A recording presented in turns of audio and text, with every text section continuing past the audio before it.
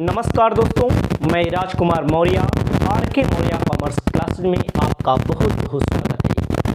इस वीडियो के माध्यम से आपको उपलब्ध करा रहे हैं इनकम टैक्स से रिलेटेड एक महत्वपूर्ण chapter agricultural income.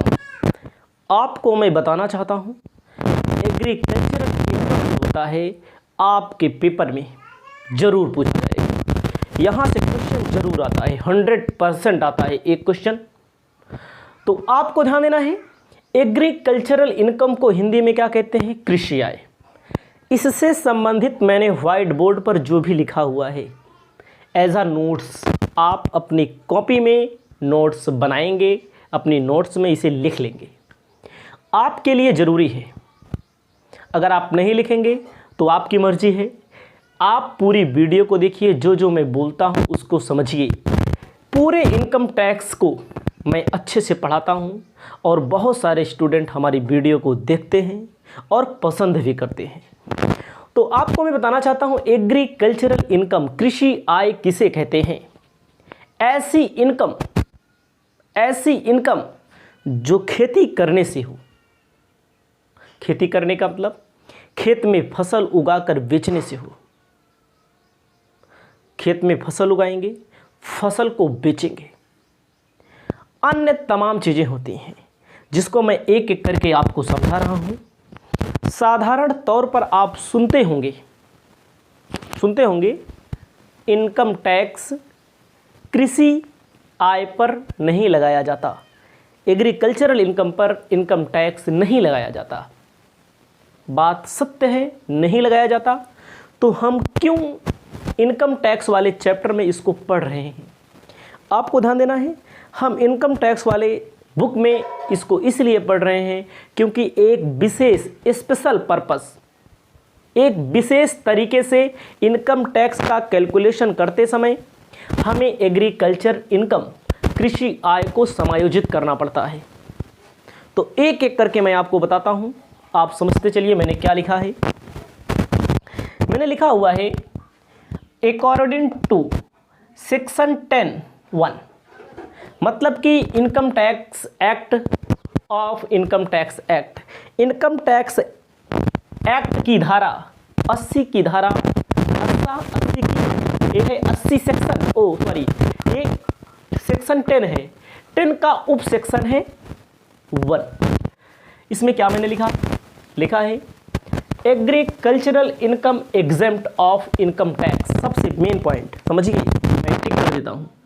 Agricultural income exempt of income tax, जो इनकम टैक्स होता है, इनकम टैक्स के अंदर एग्रीकल्चरल इनकम पर कोई टैक्स नहीं लगाया जाता, एग्जेम्प्ट है। एग्जेम्प्ट का मतलब होता है, हिंदी में कहते हैं कर मुक्त, मतलब कि एग्रीकल्चर इनकम पर टैक्स नहीं लगाया जाता है। फिर समझिए, सेक्शन क्या बोला है? सेक्शन 10, सेक्शन 10 का सब सेक्शन मतलब उपधारा इनकम टैक्स एक्ट के अंतर्गत agriculture income exempt of income tax, agriculture income को इनकम टैक्स के अंदर एग्जेम्प्ट रखा गया है। एग्जेम्प्ट का मतलब कर से मुक्त रखा गया है। ठीक है, मैंने पहले बता दिया कर मुक्त एग्जेम्प्ट है। एग्जेम्प्ट का मतलब जिस पर टैक्स नहीं लगता। लेकिन according to the finance act 1973, assessment year, AY का मतलब असेसमेंट ईयर 14-15 के आधार पर क्या बोला गया? Agricultural income is added to the total income. Agricultural income को टोटल इनकम में ऐड किया जाएगा। टोटल इनकम का मतलब मैंने आपको कहा, income from salary, income from house property, income from capital और business protection, income from capital gain, income from other sources. पांचों को जोड़ देते थे, ग्रॉस टोटल इनकम आता है। ग्रॉस टोटल इनकम के बाद डिडक्शन करते हैं। तो आपको ध्यान देना है, पहले बात, पूरी वीडियो को देखिए लाइन से। क्या बोला मैंने? इनकम टैक्स के अंतर्गत, इनकम टैक्स में एग्रीकल्चरल इनकम पर कोई टैक्स नहीं लगता, एग्जेम्प्ट है। एग्जेम्प्ट का मतलब टैक्स फ्री है। लेकिन according to the finance act 1973, assessment year 14 और 15 74 में और 75 में क्या बोला गया? Agricultural income is added to the total income. Agricultural income को टोटल इनकम में ऐड किया जाएगा। ऐड का मतलब जोड़ा जाएगा। कह रहा है कहां कहां जोड़ा जाएगा, किसकी इनकम में? इंडिविजुअल। इंडिविजुअल का मतलब किसी व्यक्ति की इनकम में। किसी व्यक्ति की इनकम में, व्यक्ति का मतलब राम, श्याम, सीता, गीता, हम, आप व्यक्ति है। पर्सन, पर्सन के अंदर इंडिविजुअल आता है, ठीक है। इंडिविजुअल मतलब इंडिविजुअल के अंदर पर्सन में इंडिविजुअल आता है, हिंदू अनडिवाइडेड फैमिली आता है, कंपनी आता है, फर्म आता है, ठीक है। तो किसकी इनकम में ऐड किया जाएगा? अगर कोई व्यक्ति है, पर्सन है, राम, श्याम, सीता, गीता, मोहन, राम, कुछ भी है, उसकी इनकम में ऐड किया जाएगा। क्या? एग्रीकल्चर इनकम को हिंदू अनडिवाइडेड फैमिली की इनकम में भी ऐड किया जाएगा। कह रहा है and income tax is computed particular method. इसके लिए एक अलग से पार्टिकुलर मेथड बनाया गया है। याद रखिएगा, भूलने का नहीं है। पहली बात, इनकम टैक्स टैक्स फ्री होता है। दूसरी बात, एग्रीकल्चर इनकम को ऐड किया जाता है। कहाँ? इंडिविजुअल मतलब किसी व्यक्ति के इनकम में, और हिंदू अनडिवाइडेड की इनकम में ऐड किया जाता है। Income tax is computed particular method. जब ऐड किया जाएगा, इसके लिए पार्टिकुलर मेथड है। पार्टिकुलर मेथड में आपको मैं यहीं पर बता देना चाहता हूं थोड़ा सा हिंट क्या बताऊंगा? जब एग्रीकल्चरल इनकम रुपया 5000 से अधिक हो, मोर देन, मतलब खेती से इनकम 5000 से अधिक हो, और जिस इंडिविजुअल व्यक्ति पर, राम, श्याम, सीता, गीता, कुछ भी हो सकता है, टैक्स का कैलकुलेशन किया जा रहा हो, टैक्स का कंप्यूटेशन किया जा रहा हो, उसकी इनकम टैक्सेबल होनी चाहिए। टैक्सेबल होनी चाहिए। इस संबंध में आगे न्यूमेरिकल क्वेश्चन मिलेगा, उसको मैं आपको एक एक करके बताऊंगा। याद रखिए, जैसे मैंने खेती से अगर 5000 रुपये से ज़्यादा अर्निंग की है, कमाई की है, मैंने खेती से 5000 रुपये से ज़्यादा कमाई की है, तो हमारी कमाई को तभी हमारे टोटल इनकम में, हमारे एग्रीकल्चर इनकम को तभी ऐड किया जाएगा जब हम टैक्सेबल के दायरे में आते हैं। हमारी इनकम टैक्सेबल होगी, मतलब कि जैसे 60 लाख से कम है तो 2.5 लाख से ऊपर होगी हमारी इनकम, स्लैब में हमारी। एक बार फिर से पूरे टॉपिक को समझिए। एग्रीकल्चरल इनकम क्या होता है? इनकम टैक्स के अंतर्गत एग्जेम्प्ट, कोई टैक्स नहीं लगता, टैक्स फ्री है। लेकिन फाइनेंस एक्ट 1973 बना, जिसे 74-75 असेसमेंट ईयर कहा गया, असेसमेंट ईयर में लागू हुआ है। एग्रीकल्चरल इनकम ऐड किया जाएगा टोटल इनकम में। किसकी टोटल इनकम में? Individual, Hindu undivided family income में। अब है income tax computed particular method, मतलब खेती वाली इनकम, कृषि वाली इनकम 5000 रुपये से ज़्यादा हो और एग्जेम्प्ट से ज़्यादा हो, मतलब कमाई हमारी टैक्सेबल है, तब ऐड किया जाएगा। आगे मिलेगा, क्वेश्चन बताएंगे। What is agricultural income according to section 2 कह रहा है व्हाट इज एग्रीकल्चरल इनकम। चाय पीते चलते हैं, पढ़ाते चलेंगे।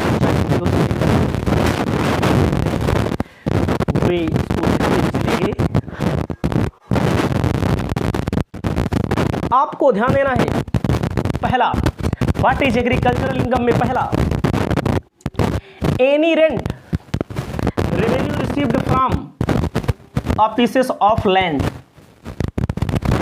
कोई ऐसी जमीन, ऐसा लैंड मतलब जमीन, भूमि, जिससे आप किराया प्राप्त करें, रेंट प्राप्त करें, कोई रेवेन्यू रिसीव करें।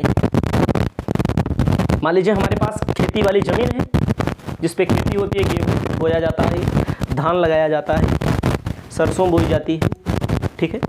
उसको मैंने किसी को किराए पर दे दिया, वहाँ से अगर हमें रेंट प्राप्त होता है, रेंट रिसीव्ड होता है और अदर कोई रेवेन्यू होता है, उसे कहेंगे, क्या कहेंगे, उसे कहेंगे एग्रीकल्चरल इनकम। मेरी जमीन मैंने रेंट पे दे दिया, अगला व्यक्ति खेती करे उस पर, बाजार ना लगावे, मार्केट ना लगवावे, उस पर खेती करे, तो उसे क्या कहेंगे हम लोग, agricultural income. Situated in India use for agriculture purpose. जो जमीन हो, जो भूमि हो, जो लैंड हो, वो इंडिया में होनी चाहिए, उस पर खेती से संबंधित कार्य होना चाहिए, काम होना चाहिए। देखो फिर से सुनिए, एनी रेंट और revenue received from a pieces of land. Land का कोई भाग आपने, पीस कोई आपने किराए पर दे दिया, वहां से रेवेन्यू मिले, रेंट मिले, और वह जमीन इंडिया में हो और उस पर एग्रीकल्चर पर्पस काम होता हो, एग्रीकल्चर का, खेती का काम होता हो, गेहूं बोया जाता हो, धान लगाया जाता हो, सरसों बोई जाती हो, ठीक है, एग्रीकल्चर का काम होना चाहिए। अगर ऐसा नहीं, एग्रीकल्चर इनकम नहीं होगी, अगर ऐसा है तो एग्रीकल्चर इनकम नहीं जाएगी, इसको याद रखिए। दूसरा, income from land should be generated और एग्रीकल्चर एक्टिविटी। ऐसी कोई इनकम फ्रॉम लैंड भूमि से ऐसी कोई इनकम जनरेटेड और एग्रीकल्चरल एक्टिविटी, जो इनकम खेती के कारण, खेती की एक्टिविटी के कारण जनरेट होती हो ना, बनती हो, आती हो, उसे क्या कहेंगे, एग्रीकल्चर। याद रखिए फिर से, income from land should be generated thought agricultural activities.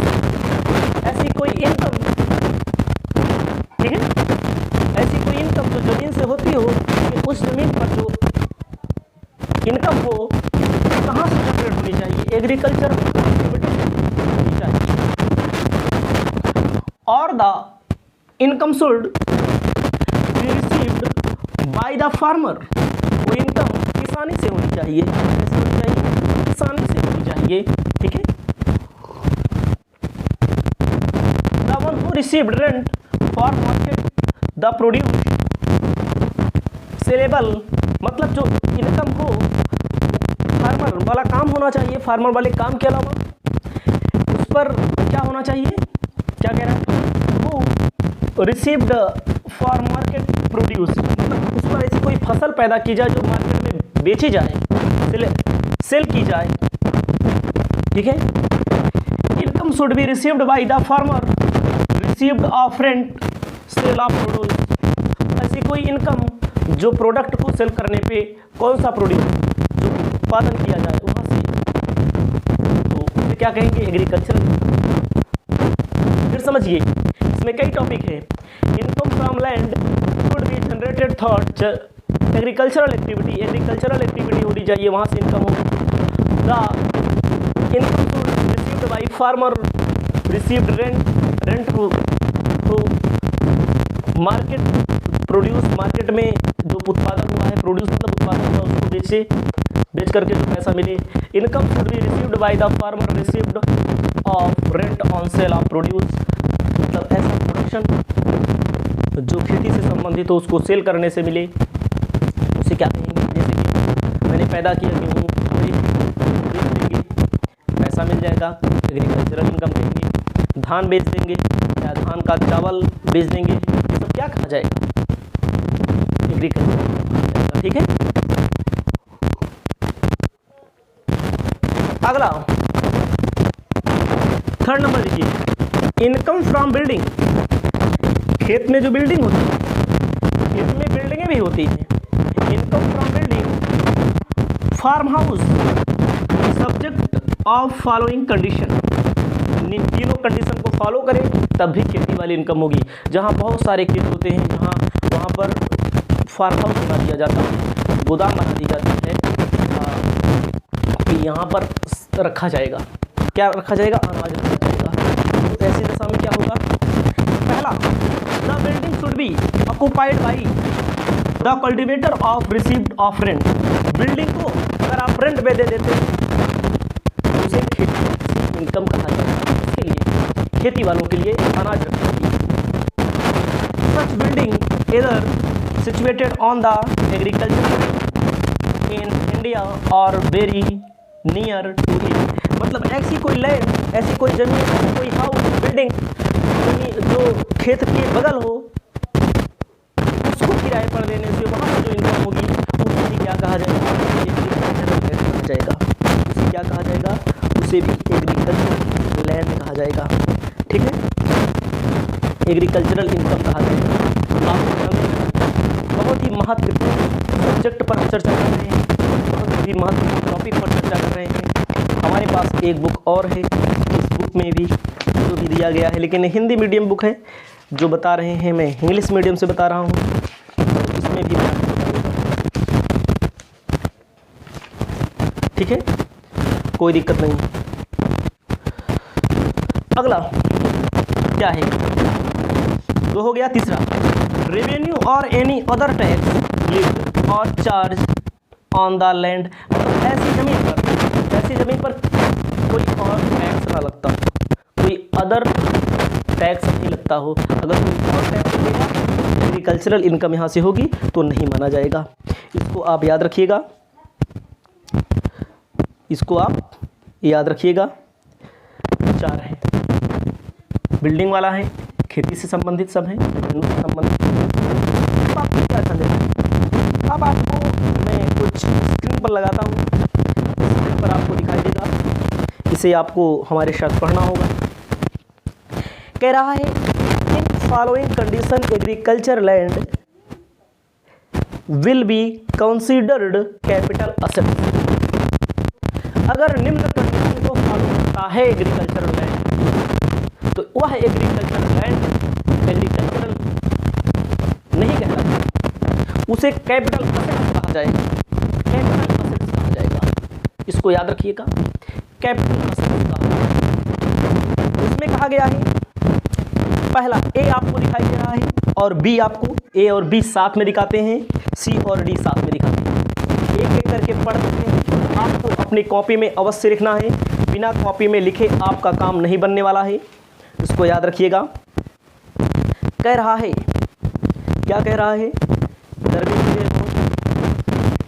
मेहनत से वीडियो शूट की जाती है, आप रिकॉर्डिंग जो होती है बहुत मेहनत लगती है। तो आपको मैं बताना चाहता हूँ कहाँ से पहुँचे थे हम पहुँचे थे मतलब कि इनकम ऐसी in following condition agriculture land, निम्न कंडीशन में अगर एग्रीकल्चर लैंड है तो उसे एग्रीकल्चर लैंड नहीं माना जाएगा, कैपिटल असेट्स माना जाएगा। इसमें कहा गया है कि any agricultural land situated in an area having population more than, मतलब ऐसा कोई एरिया जहां की पॉपुलेशन मोर देन 10,000 और not more than 8 kilometre away from the border of cantonment board of municipality.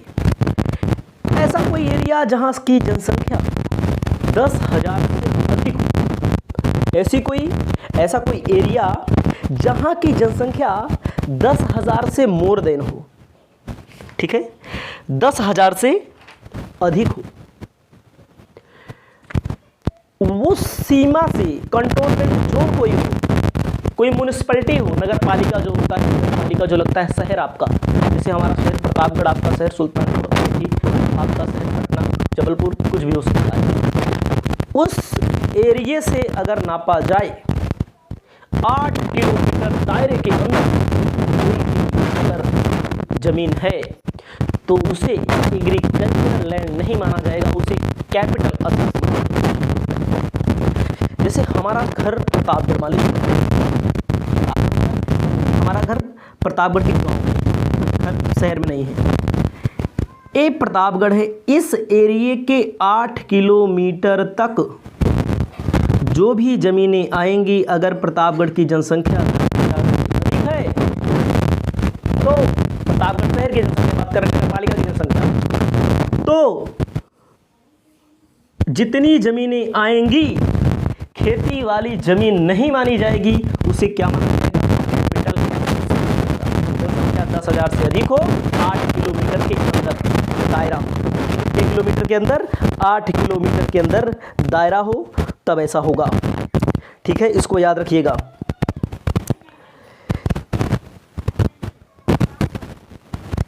अब आगे क्या है, B, any agricultural land measured aerially situated distant not be more than 2 km from the local limit of any municipality, cantonment board and which has a population more than 10,000 not 1 lakh. B में क्या कहता है, more than 10,000, 1 lakh से कम हो, आकाशीय मार्ग से 2 kilometre मार्ग, आकाशीय मार्ग से 2 किलोमीटर मार्ग मापा जाएगा। तब क्या होगा, ऐसी जगह पर अगर कोई क्या होगी, ऐसी जगह पर अगर कोई क्या तो होगी, एग्रीकल्चरल लैंड होगी तो उसे कैपिटल एसेट्स माना जाएगा। इसको लिख लीजिएगा। अगला है C, agriculture, any agricultural land measured aerially, मतलब होता है कि एरिया जो मापा जाएगा हवाई ऊपर से मापा जाएगा। और distant not be more than 6 kilometre, local limit any municipality, cantonment board and which has a population 1 lakh not 10 lakh, 1 lakh से ज़्यादा और 10 लाख से कम हो जनसंख्या। तो इसमें 6 किलोमीटर का नियम है, इसे आप लिख लेंगे। अगला है D number, any agriculture land measure aerially situated at the distance not more than 8 km from the local limit any municipality or cantonment board and which has population 10 lakh, 10 lakh से ज़्यादा हो और किलोमीटर कितना दिया है, 8 किलोमीटर दिया है। यही 4 कंडीशन है। इन 4 कंडीशन के अंतर्गत कोई आएगा उसे कहा जाएगा कैपिटल एसेट्स। इसे आप अपनी कॉपी पे लिख लेंगे। इस वीडियो को यहीं पर समाप्त करते हैं। अगली वीडियो में इससे रिलेटेड और भी टॉपिक आपको उपलब्ध करा रहे हैं।